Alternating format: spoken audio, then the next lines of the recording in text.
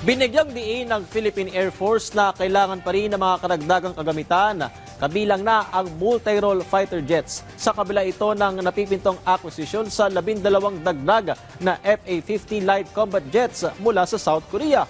Narito ang ulat. Hindi pa rin isinasantabi ang pagbili ng multi-role fighter jets para sa Philippine Air Force. Ito'y sa kabila ng napipintong acquisition sa 12 dagdag na FA-50 light combat jets mula sa South Korea sa halagang $700 million. Ayon sa Philippine Air Force, kinakailangan pa mga karagdagang kagamitan para protektahan ang teritoryo at soberanya ng bansa hanggang sa himpapawid.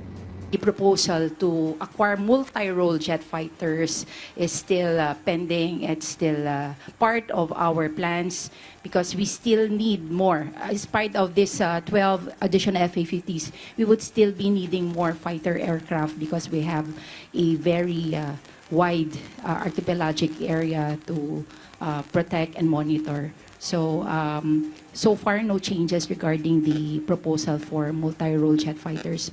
Dati nang napaulat ang pag-aproba ng US State Department sa posibleng pagbenta ng 20 F-16 multi-role fighter aircraft sa Pilipinas na nagkakahalaga ng $5.5 billion. May iba pang mga modelo ang kinokonsidera at nagbigay na ng proposal ng PAF sa Department of National Defense na humahawak sa AFP Modernization Program. Right now, what we are looking at for multi-role fighters is definitely better capabilities than what we currently have in our inventory right now. So we're looking at longer range, better firepower, among others. Definitely the best we can have for the budget that is available.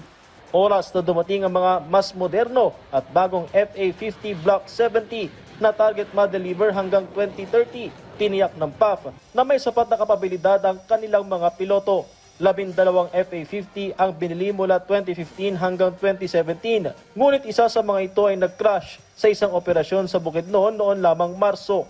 Part of the training of the package for the acquisition is the training program for pilots because of the new systems that is in place with this newer models of the FA-50. Samantala, pinasinungalingan ng AFP ang pahayag ng People's Liberation Army na sinabayan nila ng Sea and Air Patrol ang maritime cooperative activity ng Pilipinas at Japan sa West Philippine Sea noong weekend. Na-monitor lamang daw ang iligal na pananatili ng isang warship ng China na nagpalipad ng drone.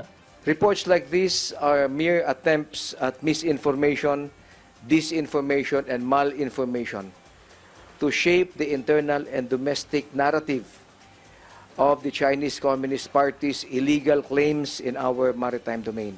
Iginiit ng AFP na ang China ang dapat na lumaya sa maritime zones ng bansa bilang sagot sa pahayag ng PLA na nililigawan ng Pilipinas ang ibang mga bansa para pataasin ang tensyon.